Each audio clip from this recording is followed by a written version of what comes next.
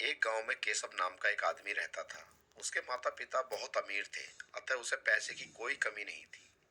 एक दिन वह अपने रिश्तेदार की शादी में दूर गांव गया। शादी होने के बाद वह वहीं पर रुक गया। अगले दिन वह बाजार में घूमने गया। वहां की रौनक देखकर उसे बड़ा मजा आया। शाम होते ही सभी दुकानदार अपने अपने घर को लौटने लगे थे, किंतु एक व्यक्ति चुपचाप दुकान लगाए बैठा था। केशव ने हैरानी से पूछा, अरे भाई, तुम घर नहीं जाओगे? वह दुकानदार मायूसी से बोला, मेरी सलाह नहीं बिकी, उसे बेचकर ही जाऊंगा। कौन सी सलाह, कैसी सलाह? पहले कीमत तो चुकाओ, दुकानदार ने हाथ नचाते हुए कहा। कितने पैसे लगेंगे तुम्हारी सलाह के? केशव ने लापरवाही से पूछा। दुकानदार ने कहा, एक सलाह का 1,000 रुपया लगेगा। मेरे पास दो ही सलाह हैं। उसकी बात सुनकर केशव को हंसी आ गई। भला सलाह भी खरीदी जाती है? परंतु जाने क्यों केशव के मन में क्या आया, उसने 2,000 रुपये निकालकर उसके सामने रख दिए। दुकानदार खुश होकर अपनी सलाह बताने लगा। कांटेदार बाढ़ न लगाना, घरवाली को राज न बताना, नहीं तो पीछे पड़ेगा पछताना।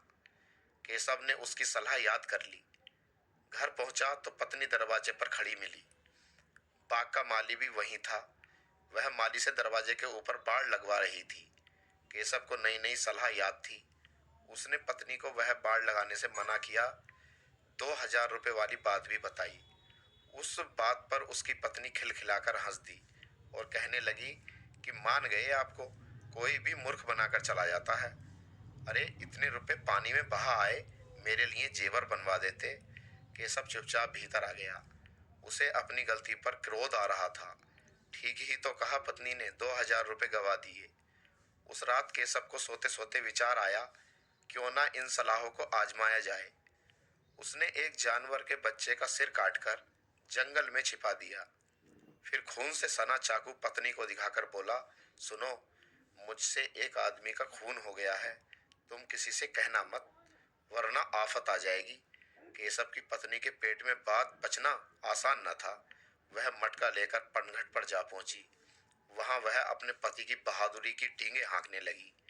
एक सखी ने उसको ताना दे दिया, बहुत बढ़ाइया कर रही है, ऐसा कौन सा बड़ा काम कर दिया तेरे पति ने? केशव की पत्नी ने पीछे हटना नहीं सीखा था। बात में नमक मिर्च लगाकर उसने शान से सबको बताया कि मेरे पति ने एक आदमी का खून करके उसकी लाश जंगल में छिपा दी है। शाम होते होते पूरे गांव में ये खबर फैल गई। केशव खेत से लौट रहा था। लोग उसे देखते और जान बचाओ कहकर भाग खड़े होते। केशव कुछ समझ नहीं पाया। अगले दिन राजा का बुलावा आ पहुंचा। हड़बड़ाहट में केशव घर से निकला।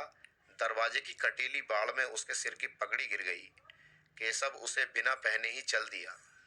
राजा के दरबार में नंगे सिर जाने की सख्त मनाही थी।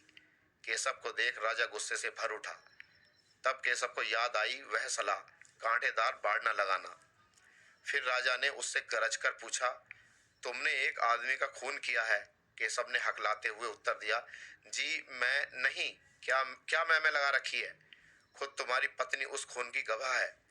केशव के कानों में गूंजने लगा, घरवाली को राज न बताना, नहीं तो पीछे पड़ेगा पछताना। वह खिलखिलाकर हंस दिया। उसने धीरे धीरे राजा को समझाया कि किस तरह उसने सलाहों की परीक्षा लेनी चाहिए। राजा से आज्ञा लेकर वह जंगल से जानवर का कटा हुआ सिर ले आया। राजा ने सारी बात सुनी तो वह भी हंसते हंसते लोटपोट हो गया। केशव को ढेरों इनाम देकर विदा किया गया। केशव की पत्नी कुछ नहीं जान पाई, परंतु केशव ने उन सलाहों को सारी उम्र अमल में लाने का निश्चय कर लिया। तो दोस्तों, कैसी लगी आपको ये कहानी? अगर कहानी पसंद आई हो तो प्लीज़ लाइक